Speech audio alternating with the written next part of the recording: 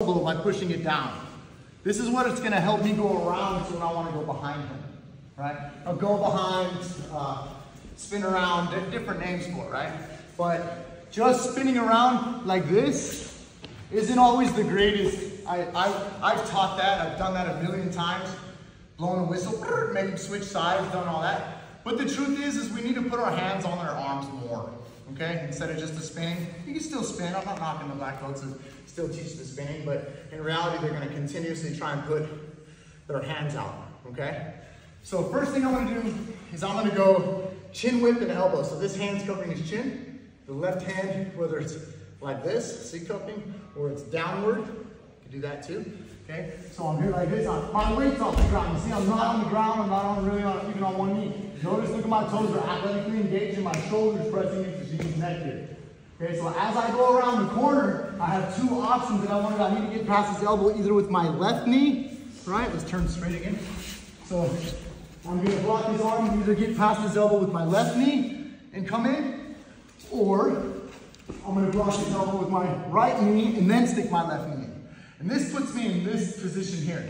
This is different than here. We can get here, there's things you can do here, it's just not what I'm doing at this second, okay?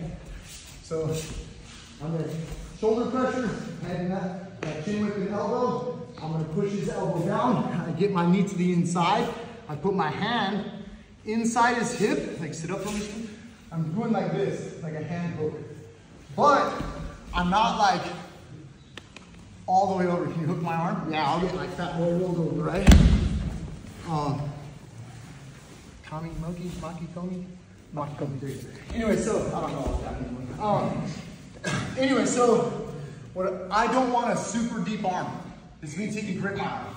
So I want a shallower grip, and my forearm is pressing his hips down. Right? So even though my hand's in here like this, my elbow, my bicep, and my weight is on his hips. Not so much his head. If I'm up here at his head like this right now, so he can go to 4-point stance, hands and feet, he can do that real easy, right? His back end will come up. So what I'm trying to control is his hips. Notice I'm not on the ground, look. I'm athletically engaged. Shahin feels all of my weight's on the mat now, huh, Shahin? Yeah. Here it's on him. This hand hook is so that he doesn't sit to butterfly guard towards me. Yeah, all the guys are gonna do that. I'm a tall dude, all my little dudes, they get their guard back really fast. But this hand hook just delays it. Doesn't stop it forever. Turn to butterfly, just gives me an extra second, you see?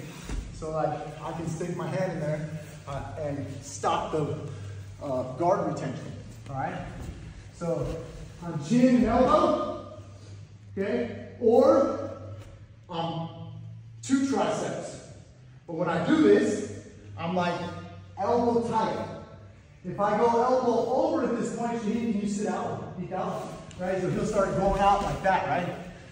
You guys that have been around while I taught them, for the advanced guys, when I taught the Barrett Ishida crucifix and I'm like this is different. I'm laying on his head, preventing the peek out. So don't get that confused for the guys that have been around for my Barrett Ishida sets.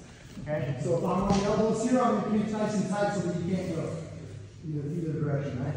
And I can circle with him, keep circling with me. He's going to want to square up, you see? And eventually I can go the other direction. You don't have to continuously go the other way with him. I got a hand hook, my elbows back by his belt. I'm off the ground. I'm ready to start taking his seatbelt and getting on top. Does that make sense? Yes, okay. So I just want two triceps, chin whip, and elbow. Do those two.